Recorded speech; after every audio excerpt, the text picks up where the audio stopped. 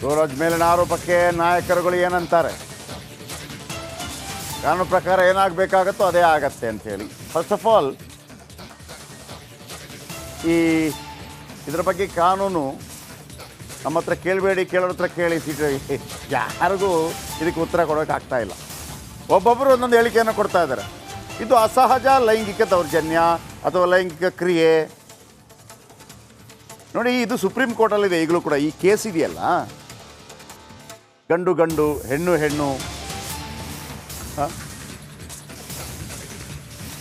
ಅದೊಂದು 377 ಅಂತೇಳಿ ಕರೀತಾರೆ. ನೋಡಿ, ಒಬ್ಬೊಬ್ಬರು ಮಾತಾಡಿದರೆ ಏನು ನಿಜವಾಗ್ಲೂ ಮುಜುಗರ ಆಗೋದು ಇದ್ದದ್ದೇ. ಏನು ಹೇಳಿದರೆ ಕೇಳಿಸ್ಕೊಳ್ಳಿ ಒಬ್ಬೊಬ್ಬರು.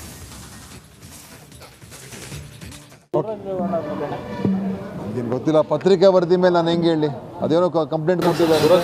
ಕಾನೂನು ಪ್ರಕಾರ ಏನಿದೆ ಅದು ಆಗಬೇಕಷ್ಟೇ, ಇನ್ನೇನಿಲ್ಲ. ಏನು ಗೊತ್ತಿಲ್ಲ, ಪತ್ರಿಕಾ ವರದಿ ಮೇಲೆ ನಾನು ಹೆಂಗೆ ಹೇಳಿ, ಅದೇನೋ ಕಂಪ್ಲೇಂಟ್ ಕೊಟ್ಟಿದ್ದಾರಂತೆ. ಕಾನೂನು ಪ್ರಕಾರ ಏನಿದೆ ಅದು ಆಗಬೇಕಷ್ಟೇ, ಇನ್ನೇನಿಲ್ಲ. ಒಳ್ಳೆ ತನಿಖೆ ನಡೀತಾ ಇದೆ, ತನಿಖೆ ನಡೀಲಿ.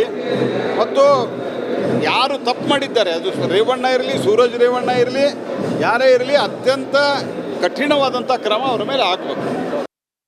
ಗೊತ್ತಿಲ್ಲ, ಅದೇ ನಮ್ಮ ಹತ್ರ ಯಾಕೆ ಕೇಳ್ತೀನಿ, ಕೇಳೋರ ಹತ್ರ ಕೇಳಿ. ಇದು ಗೊತ್ತಿಲ್ಲ, ಅದೇ ನಮ್ಮ ಹತ್ರ ಯಾಕೆ ಕೇಳ್ತೀನಿ, ಕೇಳೋರ ಹತ್ರ ಕೇಳಿ. ಇದು ಗೊತ್ತಿಲ್ಲ, ಅದೇ ನಮ್ಮ ಹತ್ರ ಯಾಕೆ ಕೇಳ್ತೀನಿ, ಕೇಳೋರ ಪ್ರಕರಣ ಕೇಳಿ ಬಂದಿದೆ ಸರ್, ನಾವು ಗಮನಿಸಿದ್ರಿ ಅಂತ. ನೋಡಿ, ಇತ್ತೀಚಿನ ದಿನಗಳಲ್ಲಿ ಏನೇನು ಆಗ್ತಾ ಇದೆ ಅಂತ ನೋಡ್ತಾ ಇದ್ದೀವಿ. ಪ್ರಜ್ವಲ್ ವಿಚಾರ ಬಂತು, ದರ್ಶನ್ ವಿಚಾರ ಬಂತು, ಮತ್ತೊಂದು ಬಂತು. ಇದೆಲ್ಲ ಈಗ ನಿನ್ನೆ ಸೂರಜ್ ವಿಚಾರ ಬಂದಿದೆ. ನಾವು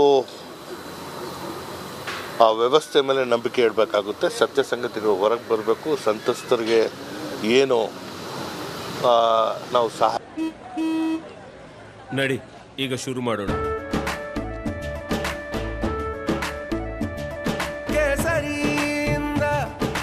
ಮನೋಲ್ಲಾಸ ಮನಸ್ಸು ಮತ್ತೇರಿ ಕುಣಿದಾಡಿದೆ ನೋಡು, ಮನಸ್ಸು ಮತ್ತೇರಿ ಕುಣಿದಾಡಿದೆ ನೋಡು.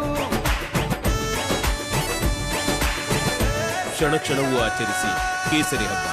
ವಿಮಲ್, ಬಾಯಲ್ಲಿ ಹೇಳಿ ಕೇಸರಿ. ಹಸ್ತವನ್ನು ನೀಡಬೇಕು ಸರ್ಕಾರದಿಂದ, ಅದನ್ನು ಕೊಡಬೇಕಾಗುತ್ತೆ.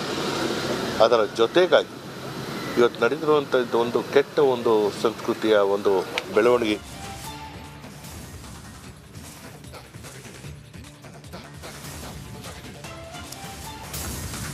ಸೂರಜ್ ಮೇಲಿನ ಆರೋಪಕ್ಕೆ ನಾಯಕರುಗಳು ಏನಂತಾರೆ,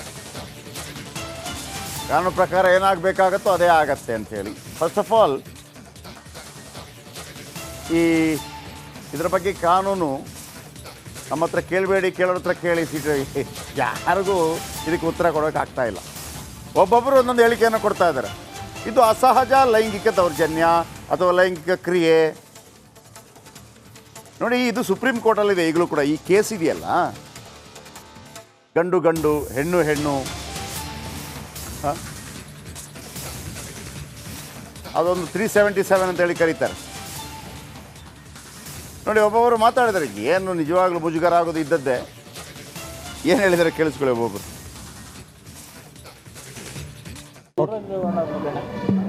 ಏನು ಗೊತ್ತಿಲ್ಲ, ಪತ್ರಿಕಾ ವರದಿ ಮೇಲೆ ನಾನು ಹೆಂಗೆ ಹೇಳಿ, ಅದೇನೋ ಕಂಪ್ಲೇಂಟ್ ಕೊಟ್ಟಿದ್ದಾರೆ. ಕಾನೂನು ಪ್ರಕಾರ ಏನಿದೆ ಅದು ಆಗಬೇಕಷ್ಟೇ, ಇನ್ನೇನಿಲ್ಲ. ಏನು ಗೊತ್ತಿಲ್ಲ, ಪತ್ರಿಕಾ ವರದಿ ಮೇಲೆ ನಾನು ಹೆಂಗೆ ಹೇಳಿ, ಅದೇನೋ ಕಂಪ್ಲೇಂಟ್ ಕೊಟ್ಟಿದ್ದಾರಂತೆ.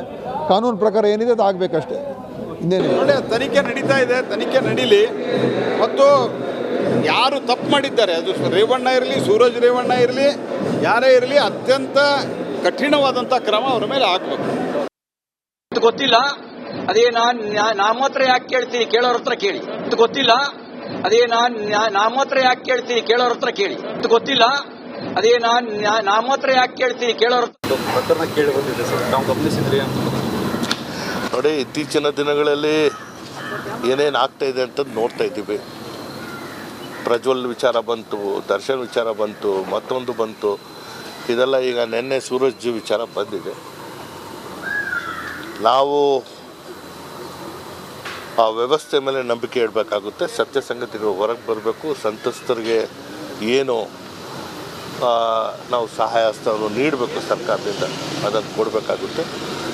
ಅದರ ಜೊತೆಗಾಗಿ ಇವತ್ತು ನಡೆದಿರುವಂಥದ್ದು ಒಂದು ಕೆಟ್ಟ ಒಂದು ಸಂಸ್ಕೃತಿಯ ಒಂದು ಬೆಳವಣಿಗೆ.